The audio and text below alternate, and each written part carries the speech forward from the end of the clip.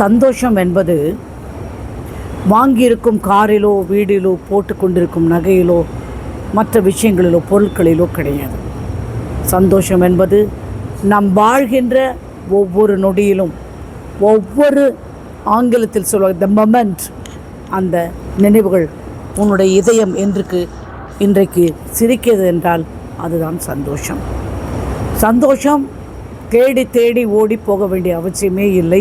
நீ வாழ்கின்ற வாழ்க்கையை அனுபவித்து அதனை பாராட்டி இருக்கும்போது சந்தோஷம் உன்னை தேடி வரும். நீ சந்தோஷமாக இருந்தால் உன்னை சுற்றி இருக்கும் அனைத்து விஷயங்களும் சந்தோஷமாக இருக்கும். வணக்கம், நான் உங்கள் PKK life designs with PKK. இன்று ஒரு அழகான செய்தியோடு உங்களை சந்திப்பதில் மிக்க மகிழ்ச்சி. என்னுடைய சேனல் பெயர் லைஃப் டிசைன்ஸ் வித் பிகேகே. கண்டிப்பாக சப்ஸ்கிரைப் பண்ணுங்கள், முடிஞ்சால் ஷேர் பண்ணுங்கள், பிடிச்சா லைக் பண்ணுங்கள். என்னுடைய நம்பர் 9444413717. மாலை 6 முதல் 8 மணி வரை என்னிடம் பேசலாம். உங்களுக்கு வேணுங்கிற குறைகளை கரெக்டாக சீசல் பாயிண்ட்டாக இதுதான் வேணும். ஏன்னா ஒரு 10-15 ஃபோன் சேர்ந்தா போல் வந்து எடுக்க முடியறதில்ல எனக்கு. நீங்கள் பேசிகிட்டே இருந்தால் எல்லா விஷயம் நல்லதாகவே தான் நடக்கும். இன்றைக்கு இருக்கிற இந்த நிமிடம் இருக்கிற இந்த கட்டமான சூழ்நிலை உங்களுக்கு நிச்சயம் மாறி நீங்கள் சிரிக்கும்படி, மனம் இலகுவாக லேசாக ஆகும்படி உங்களுடைய வாழ்க்கை அமையும். நாம் இன்று வாழும் வாழ்க்கை தேர்ந்தெடுக்கப்பட்ட பல விஷயங்களால் ஆனது. வாழ்க்கையில் நாம் வேண்டும் என்று தேர்ந்தெடுக்கப்பட்ட பல விஷயங்களை கொண்டு, பல உணர்வுகளை கொண்டு ஆனது தான் வாழ்க்கை. நாம் நினைக்கும் போதே, கேட்கும் போதே எந்த விஷயம் வேண்டும் என்று தேவை என்று நாம் தேவைப்பட்ட விஷயத்தை நமக்காக நினைக்கும்போது தானாக அது வந்துவிடும். நாளைய வாழ்க்கை இன்றையோ நேற்றோ முந்தின நாளோ ஒரு வாரம் முன்போ ஒரு மாதம் முன்போ நாம் தேர்ந்தெடுத்த விஷயத்தை பொறுத்து தான் ஆகும். தேர்ந்தெடுக்கும் விஷயத்தில் கவனமாக இருக்க வேண்டும். சந்தோஷம் தேர்ந்தெடுத்தால் சந்தோஷம்தான் வரும். பணம் தேர்ந்தெடுத்தால் பணம் நிறைய வரும். நல்ல வேலை, எது எது எது எது வேணாலும் சரி, எதுவானாலும் சரி, உங்களுக்கு நீங்கள் தேர்ந்தெடுத்த வாழ்க்கை தான் உங்களுக்கு அமையும். எனவே தேர்ந்தெடுக்கும் போது மிக கவனமாக இருங்கள். வாழ்க்கையை நீங்கள் ஓடி ஓடி போகாதீர்கள். அது தானாக உங்களை தேடி வரும்படி பார்த்து கொள்ளுங்கள். இப்போ டிஸ்பென்ஸா என்ன சொல்கிறார் அப்படின்னா, நீ அஃபர்மேஷன் செய்யறதுனாலையோ எழுதுறதுனாலையோ விஷுவலைசேஷன்னாலேயோ இன்னும் பல டெக்னிக் நாம் செய்கிறோம். இந்த டெக்னிக் அத்தனையுமே நீங்கள் உபயோகிக்கும்போது உங்களுக்கு இது வரலை அப்படின்னு சொல்கிறீங்க. அவர் என்ன சொல்கிறாருன்னா, டெக்னிக்கை விட ரொம்ப முக்கியம் நமக்கு வேணுங்கிற ஒவ்வொரு பொருளும் அந்த பிரபஞ்சத்தில் ஒவ்வொரு இடத்துல ஒவ்வொரு வைப்ரேஷனில் இருக்குது, ஒவ்வொரு அலைவரிசையில் இருக்குது. அந்த அலைவரிசையை நாம் எப்போ மேட்ச் பண்ணுறோமோ, எப்போ நாம் நினச்சி அந்த அலைவரிசை உணர்வுகளில் கொண்டு வருகிறோமோ அப்போது அந்த பொருள் உங்களிடம் ஈர்க்கப்படும். அது காத்து கொண்டே இருக்கு. இப்படி இப்படி இப்படி இப்படி இருக்கு உங்கள் ஆசை, எல்லா எனர்ஜி, எல்லா ஆற்றல், அந்த ஆற்றல் அனைத்தும் உங்களிடம் வர வேண்டும் என்றால், தேவையான ஆற்றல் உங்களிடம் வர வேண்டும் என்றால் அந்த ஆற்றலுக்கு ஒரு வைப்ரேஷன் உண்டு, அலைவரிசை உண்டு. அந்த அலைவரிசையை நீங்கள் உண்டாக்க பழக வேண்டும். அது எப்படி அப்படின்னு சொல்லி உங்களுக்கு இது பேச பேச, உணர்வுகளோடு சொல்ல சொல்ல, எழுத எழுத உங்களுக்காகவே தெரியும்.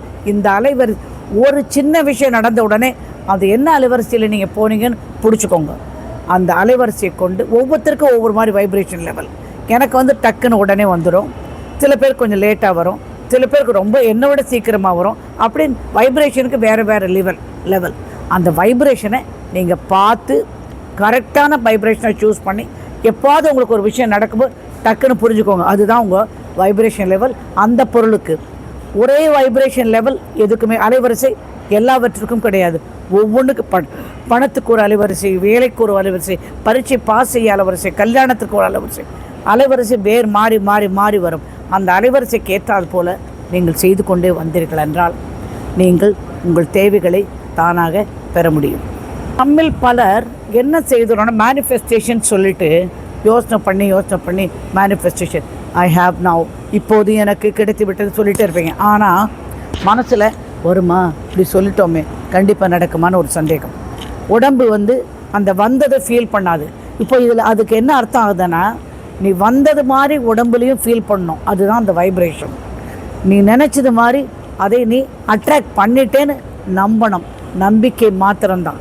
நம்பி எனக்கு வந்து விட்டது அப்படின்னு சொல்லி நீ நினச்சேன்னா கண்டிப்பாக வரும். அதை விட்டுட்டு நீங்கள் நினைக்கிறது ஒன்று, அஃபர்மேஷன் சொல்கிறது ஒன்று, உடம்பு ஃபீல் பண்ணுறது ஒன்று, 3 விதமாக இருந்தால் அது நடக்காது. ஒரு சேர எண்ணம், உணர்வு, வார்த்தைகள் அத்தனையும் ஒரு சேர ஒரே அலைவரிசையில் உங்களுக்கு அது செல்ல வேண்டும். அப்படி சென்றால்தான் நீங்கள் கேட்கும் அனைத்தும் உங்களுக்கு கிடைக்கும். மிக முக்கியமான எமோஷன், அதாவது உணர்வு என்னன்னா, நன்றி,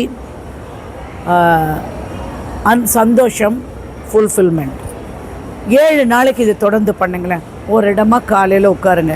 உட்காந்துட்டு கண்ணை மூடி இதயத்தின் அந்த லப்டபை கேட்டுகிட்டே இருங்க. கேட்டுட்டு என்ன பண்ணுறீங்கன்னா, ஏதாவது ஒரு 3 விஷயம் 2 விஷயத்துக்கு நன்றி சொல்லுங்கள். அப்புறம் இப்போ வேணுங்கிற விஷயத்துக்கு நன்றி சொல்லிவிட்டு கிடைத்து விட்டதாக அந்த உணர்வை, சந்தோஷத்தை, கிடைச்சா எப்படி இருக்கும், என்ன சந்தோஷம் வரும், அந்த சந்தோஷத்தை நீங்கள் வரவழைங்கள். அது மேக்ஸிமம் ஒரு 10 நிமிஷத்துக்கு மேலே நீங்கள் செலவு பண்ண வேண்டாம். அதை நீங்கள் செஞ்சுக்கிட்டே இருந்தீங்கன்னா உங்களுக்கு 7 நாள் செஞ்சு பாருங்கள். ஒரே நேரம், ஒரே இடம், ஒரே விஷயம், ஒரே விதமான எண்ணங்கள் எழுத்து எது பண்ணுறீங்கன்னா, மேனிஃபெஸ்டேஷன் கூட பரவாயில்ல. ஆனால் என்னை பொறுத்த மட்டும் எதுவுமே எழுத்து எதுவும் இல்லாமல் கண்ணை மூடி இதயத்தை தொட்டு அந்த லேப்டாப் கையில் ஃபீல் பண்ணி அந்த சந்தோஷம் என்ன, இது கிடைத்தால், என்னுடைய ஆசை இது கிடைத்தால் நான் இப்படித்தான் இருப்பேன், அந்த சந்தோஷத்தை நீங்கள் வரவழைத்து நன்றி சொல்லி செய்தால் கண்டிப்பாக இது நிறைவேறும். அது உங்கள் லெவல் ஆஃப் வைப்ரேஷனை பொறுத்து, அலைவரிசையை பொறுத்து இது நடந்துவிடும். நம்மை அறியாமல் ஒரு பிரச்சனை வந்தால் நாம் அப்படியே பதறி போய்டும். நம்மளை அறியாமல் ஒரு உணர்வுகள் நமக்கு தோணும். அதே ஒரு சந்தோஷம் வந்தாலும் அதுக்கு ஒரு உணர்வு தோன்றும். இப்போ உங்கள் உடலில் உங்கள் தேவையான விஷயம் வந்துவிட்டது என்பதற்கான அலைவரிசை உண்டாகி ஒரு சந்தோஷம் ஏற்பட்டால் நீங்கள் செய்ய வேண்டியது ஒன்றே ஒன்று தான். அதை அப்படியே பிடிச்சிக்கோங்க. பிடிச்சிக்கிட்டு அதை பற்றி இது நடக்க போகுது அப்படின்னும் போது நம்ம சில உணர்வுகள், அதாவது ப்ரீமானிஷன் அப்படின்னு இங்கிலீஷில் சொல்கிறாங்க, வருகின்ற விஷயத்தை முன்பே அறிந்து கொள்ளும் ஓர் எண்ணம். அதை நினச்சிக்கிட்டே நடங்க, பேசுங்க. அந்த எனர்ஜியை அப்படியே விடாமல் நீங்கள் சாய்ஸ் கரெக்டாக பண்ணுங்கள். ஷேப்பு சரியாக கொடுங்க. நீளம், அகலம், ஆழம் எல்லாத்தையுமே சரியாக கொடுத்துருங்க. அப்படி எல்லாமே நீங்கள் சரியாக கொடுத்துட்டீங்க அப்படின்னா உங்களுக்கு வேணுங்கிற சாய்ஸ் அது நடந்துவிடும். நடக்கின்ற எண்ணங்கள் அனைத்தும் நடந்துவிடும். நீங்கள் இதெல்லாம் பகலில் இந்த கண்ட்ரோல், இந்த வாக்கு, dog, thing, walk, talk, think, நடப்பது, பேசுவது, யோசிப்பது, 3ம் சிங்க் ஆகணும், ஒரே மாதிரி இருக்கணும். ஒரே மாதிரி இருக்கும் பட்சத்தில் பகல் முழுக்க அப்படி இருங்க. நைட்டு போனோன்னு படுத்துட்டு எல்லாத்தையும் விட்டுங்க, எல்லா கண்ட்ரோலையும் விட்டுருங்க, ஃப்ரீயாக விட்டுட்டு இந்த பிரபஞ்சம் எனக்கு செய்துவிடும் அப்படின்ற நம்பிக்கையோடு நீங்கள் உறங்க செல்லுங்கள். ரொம்ப சிம்பிள் மெத்தட் இது. Think about it. அதை பற்றியே நினைத்து, அதை பற்றியே நடந்து என்னெல்லாம் செய்யும் போதெல்லாம் அது பேக்ரவுண்டில் அது ஓடிட்டுருக்கணும். கிடைத்து விட்டது, நடந்து விட்டால் ஏற்படும் சந்தோஷம். ஆனை மட்டும் மனசை லேசாக சந்தோஷமாக வச்சுக்க நீங்கள் முயற்சி பண்ணணும். அந்த முயற்சி செய்தால்தான் உங்களுக்கு வேண்டுவது கிடைக்கும். இனி ஒரு அழகான செய்தியோடு உங்களை மீண்டும் சந்திக்கிறேன்.